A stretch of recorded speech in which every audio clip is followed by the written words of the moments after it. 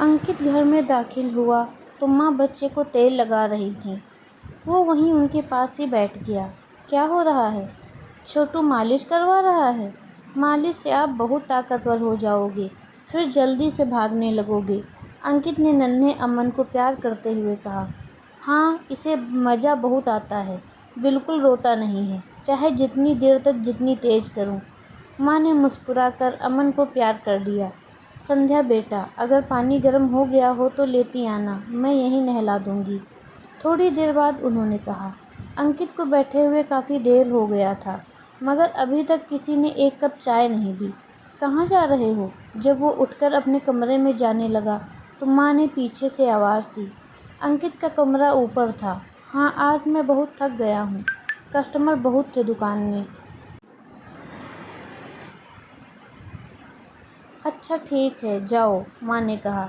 चाय लाऊं? जब वो अपने कमरे में आकर बैठा तो अंजलि ने पूछा। अंजलि उसकी पत्नी थी। नहीं, रहने दो, बार बार नीचे उतरने में तुमको दिक्कत होती है ना? हाँ, होती तो है। अच्छा, ये लड्डू खाकर पानी पी लीजिए, अंजलि ने कहा। एक बात की मुझे बहुत तसल्ली है यार, कि जब हमारा बेबी आएगा तो तुमको ज़्यादा परेशानी नहीं होगी, अंकित ने पानी पीते हुए कहा। अच्छा, वो कैसे? देख नहीं रही हो, दीदी के बच्चे की सारी जिम्मेदारी माँ ने कैसे उठाई है। दीदी को भी कितना आराम है यहाँ। तुम्हारा इंतज़ार भी नहीं करती माँ, फटाफट सब बनाकर टाइम से दीदी को खिलाती हैं। जब दीदी के लिए वो इतना कर रही हैं तो तुम्हारे लिए भी करेंगी। अंकित ने बहुत इत्मीनान से मुस्कुराते हुए अपनी माँ के लिए ढेरों प्यार दिखाकर कहा। काश ऐसा हो सकता, मुझे उम्मीद तो कम है, अंजलि ने कहा। ऐसे ही होगा, तुम देखना। लड़ाई झगड़ा अपनी जगह, मगर मेरे बेबी के लिए भी माँ ने कुछ तो सोचा होगा। पहली बार तो तुम मायके में थीं तो वो बहुत नाराज़ हो रही थीं। इस बार तुम देखना, वह बहुत इत्मीनान में था। अंजलि प्रेग्नेंट थी और उसका बेबी कभी भी आ सकता था। अंकित हमेशा परेशान रहता था कि सब कैसे होगा, मगर जब से दीदी आई थी और उनके बच्चों के साथ माँ जैसे सब करती थी, वो बेफिक्र सा होने लगा था। कुछ दिन बाद ही अंजलि ने एक प्यारी सी बेटी को जन्म दिया। अंकित बहुत ज़्यादा खुश था।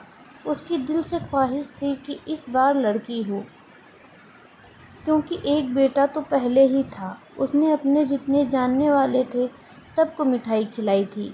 अंजलि को हॉस्पिटल से छुट्टी मिल गई थी और वो अपने घर आ गई। बेटी ऑपरेशन से हुई थी तो थोड़ी दिक्कत हो रही थी, मगर असली परेशानी तो अब शुरू होने वाली थी। अंजलि का नाश्ता, खाना, बच्चे की देखभाल, उसकी मालिश, कुछ भी करने वाला कोई नहीं था। वो माँ जो अपनी बेटी के लिए सब करती थी, अब उनके अंदर ताकत खत्म हो गई थी। जो माँ बेटी के बेटे के लिए एक पैर पर खड़ी रहती थी, अब पोती की मालिश के लिए किसी मालिश करने वाली को लगाने के लिए बोल रही थी। अंकित ने किसी तरह सब मैनेज किया। वो खुद सुबह जल्दी उठकर अंजलि के लिए कुछ बना देता, बेटी के लिए पानी गर्म करके फ्लास्क में रख देता। दोपहर में खाना बनता तो वो अंजलि के लिए खाना भी पहुंचा देता, क्योंकि वो रोज़ दोपहर में खाना खाने आता था। अंजलि ने काम करना शुरू कर दिया था, मगर मसला ये था कि जब तक बच्ची चुप रहती थी तब तक तो ठीक था, मगर जब वो रोने लगती थी फिर अंजलि से काम नहीं होता था। उसके समझ में नहीं आता था कि काम कैसे करें। सासू माँ, देवर और छोटी ननद घर में होते थे। दीदी अपने ससुराल वापस चली गई थी, मगर कोई लेने के लिए तैयार ही नहीं होता था। उनका कहना था, इतने छोटे बच्चे को कैसे संभालें, ये किसी खिलौने से भी तो नहीं खेलेगी। इतने छोटे बच्चे के साथ हम कैसे खेलें? इतने छोटे बच्चे पर प्यार नहीं आता। जब बड़ी हो जाएगी, कुछ समझने लगेगी, तब लेंगे। माँ, ये भी कोई बात है? दीदी के बेटे को तो आप हर टाइम लिए रहती थी, मगर मेरी बिटिया को संभालने में आपको परेशानी हो रही है। जब तक अंजलि काम करती है उतनी ही देर ले लिया करिए। देखो अंकित, संध्या कुछ दिनों के लिए आई थी और उसका बेटा दुबला पतला था। तुम्हारी बिटिया मुझसे नहीं उठती। माँ, ये तो सरासर गलत है ना। मेरी बिटिया भी बहुत मोटी नहीं है, ये तो आप बहाना बना रही हैं। हम एक घर में रहकर ऐसे कैसे कर सकते हैं?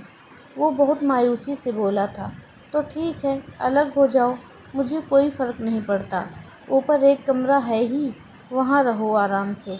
मगर घर में पैसे वैसे ही देने पड़ेंगे जैसे देते आए हो। घर की जिम्मेदारी तुम ही उठाओगे। दुकान में सबका हक है, इसीलिए तुम्हें भी सब खर्चा देना पड़ेगा। अंकित बहुत हैरान परेशान होकर माँ को देख रहा था, जो शायद पूरी प्लानिंग कर चुकी थी। नहीं माँ, ऐसे तो ना बोलिए, मैं सच बोल रही हूँ। तुम अलग हो जाओ, सारे घर वाले सुकून से तो रहेंगे। अभी सुकून से नहीं है, वो हार रहा था। नहीं, रोज़ रोज़ की किचकिच मुझसे बर्दाश्त नहीं होती। तुम्हें मेरी बेटी और उसके बच्चे से परेशानी है, कल को अपने भाई से हो जाएगी, फिर मुझसे और पापा से भी हो जाएगी। इससे अच्छा है इसे यहीं ख़त्म करो। वो अपने फैसले पर अड़ी थी। माँ, लड़ाई किस घर में नहीं होती। इसका ये मतलब तो नहीं है कि आप हमें खुद से जुदा कर दीजिए। और ऐसी भी कभी कोई बात नहीं हुई कि आप इतना बड़ा कदम उठा रही हैं। माँ, मैं वही अंकित हूँ, पहले वाला। मगर अब ये हाल है कि घर आता हूँ तो कोई खाना देने के लिए नहीं उठता। रात को घर देर से आता हूँ तो सबकी नींद खराब होने लगती है दरवाजे की घंटी से। मैंने कभी शिकायत की नहीं। नहीं ना, ये सब मेरी बातें, मेरे मसले हैं, इसमें अंजलि की कोई बात नहीं। आप दोनों में क्या बहस होती है, किस बात पर होती है, मैंने कभी जानने की कोशिश ही नहीं की। आज भी मैं कुछ ना कहता अगर आप ये सब न कहती। ठीक है माँ, जब आपको कोई परवाह नहीं है, कोई परेशानी नहीं है, तो फिर मैं क्या कहूँ। मैं आज ही किचन ऊपर बनवाने के लिए किसी को देखता हूँ। दोस्तों, ये स्टोरी एकदम सत्य घटना पर आधारित है। ये वास्तव में किसी के साथ हुआ है। धन्यवाद।